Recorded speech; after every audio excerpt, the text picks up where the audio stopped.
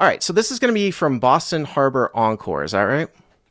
That's right. Yep. All right, 2-5, Boston With a Harbor. $10 straddle. All right, so 2-5 plus 10. Okay, and how deep are you guys?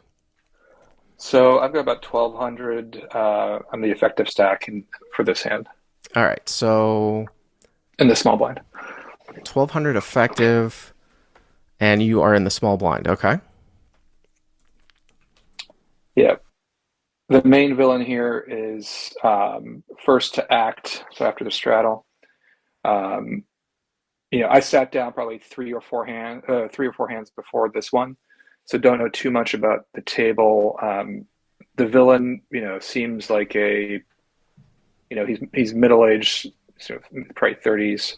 Um, Seems like he's playing seriously, not for fun. Um, so that's about the extent of the background I have on him. Okay. So he opens under the gun or whatever it is after the straddle for to 3x. So he opens to 30, and it folds to me in the small blind, and I call. So +1 to 30, hero in small blind with what? Uh, Stack wise, you mean? No, what's your hand?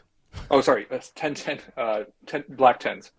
All right, so black 10, so 10 of clubs, 10 of spades. So 1,200 effective, small blind. Here's in the small blind, +1 to 30. Here in the small blind with pocket tens, and you just call off for 1,200 effective at 2-5-10, right? I mean, I think that there are certain times when you can have a flatting range, obviously in the small blind.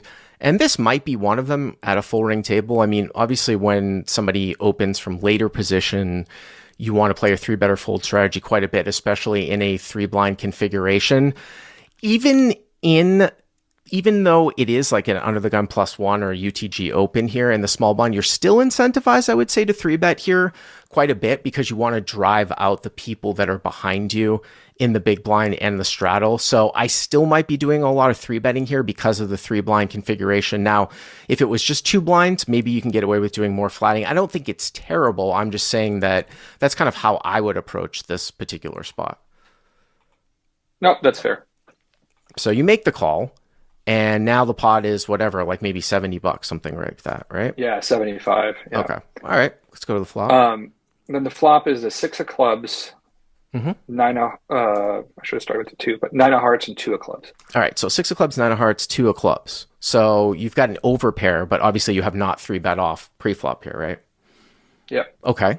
And the villain continues for 50. So you check, right? Oh, sorry, I check. Yeah. Uh-huh. And the +1 bets 50. Okay. Yep.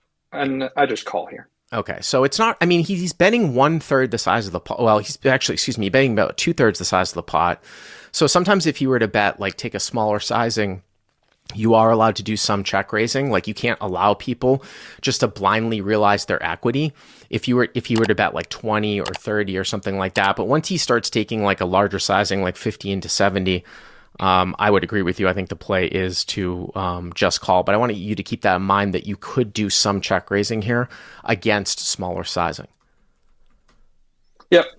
So pot is now 170 or 175. Okay. Yep, 175. Okay. So then the turn is the 5 of diamonds. So turns a 5 of diamonds. Okay. Yep. So kind of a brick. And then I check again. Okay. And again, he bets about 2/3, so 125. So +1 bets 125 here. So again, I mean, he's from +1 and he c-bet the flop, continuing to bet here on the turn, 9-6 deuce 5, right?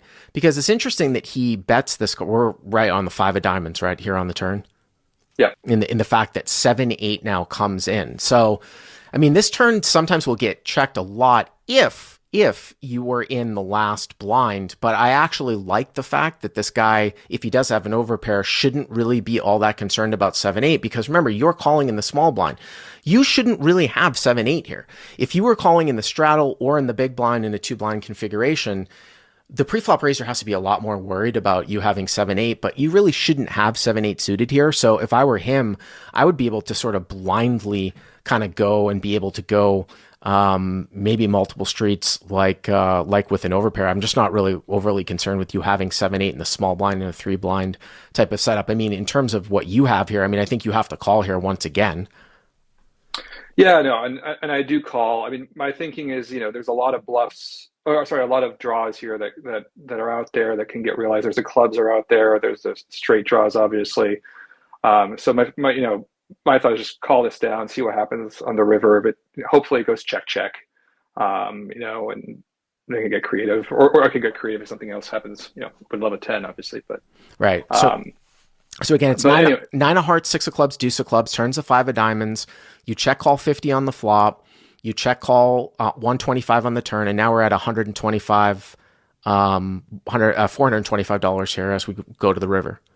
Yep. Okay. And the river is the 9 of clubs. The river is the 9 of clubs. So that's definitely, so the front door comes in here.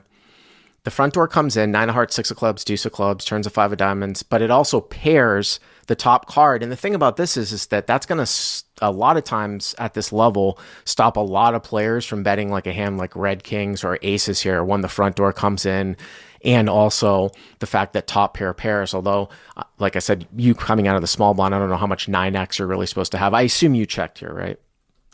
I did, yeah. Mm-hmm. And honestly, like when I checked, I fully expected him to just check back because of, everything coming in, right? Like trips and the flush and the board pairing. So I fully expected a check back and that we would just flip over our cards. Right. Check. But right. then, yeah. And then, he bets 450. So he over bets pot. Wow. Okay. So +1 bets 450 here. What's the deal with this guy? Can you give me any background? Is he like a for-profit guy, pro, something like that? No, it was really hard for me to judge. He didn't look like somebody that played professionally. Like he wasn't there with his satchel, right, and the hat and the earphones and all that kind of stuff.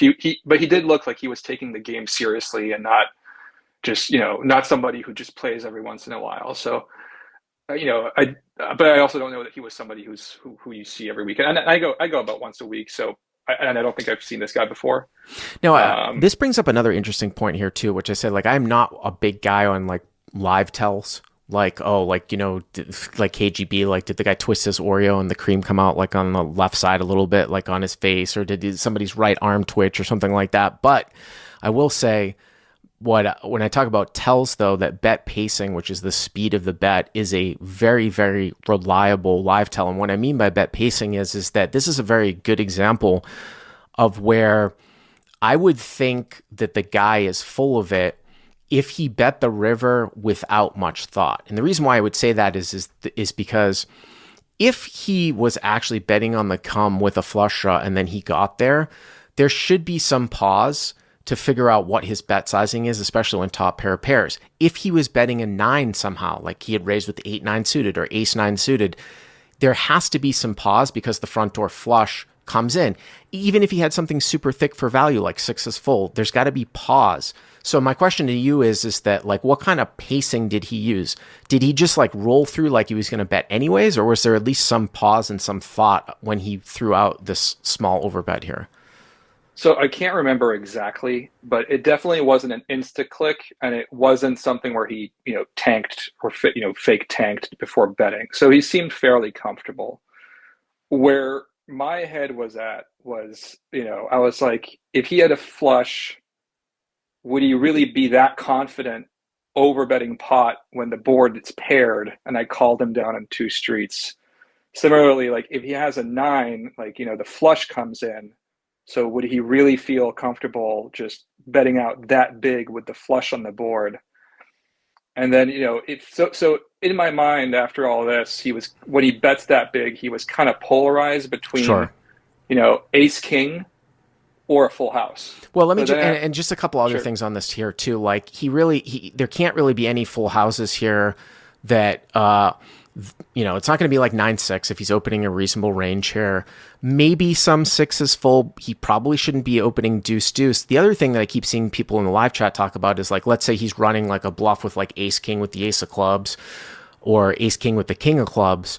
That could be like, you might start a c bet here in a tight configuration with ace king with the ace of clubs on this board, but you're not supposed to be really like rolling through on this turn, I don't think, all that much. So you know, you have a club in your hand, which makes this a slightly better combo than if someone did, you know, if you didn't have a club in your hand, like 2 red 10. So in a situation where it gets polarized here and you're getting like 2-1 facing, say, a pot size bet, I don't hate a call here, especially with the club in your hand, because it is very, like you said, it's one where a lot of people at 2-5 are gonna not take certain hands for thin value here.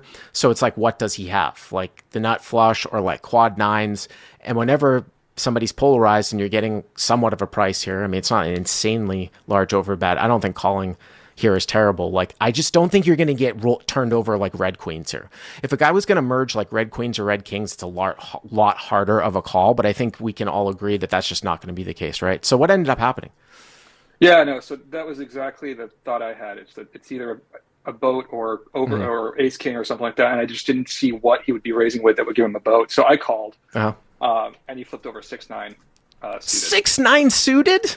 Yeah, he raised from +1 with 6-9. Yeah, yeah. Well, that makes sense. I mean, that's the funny thing about this is that when we break this down, if he is truly polarized, and I would support that, there is going to be once in a while he's going to have quad nines, or once in a while he's going to have 9-6. You know, but the crazy part of that is that if you had quad nines, again, the pacing, if you were your opponent and you rolled over and you made 4 nines, you'd probably want to size down at the end, right? I mean, because you know that your opponent's not going to have a 9, right? That's crazy. So that's what threw me off. It was so big, but yeah. Well, it sounds like my logic held up. Yeah. Anyways, thanks for the call. I appreciate it.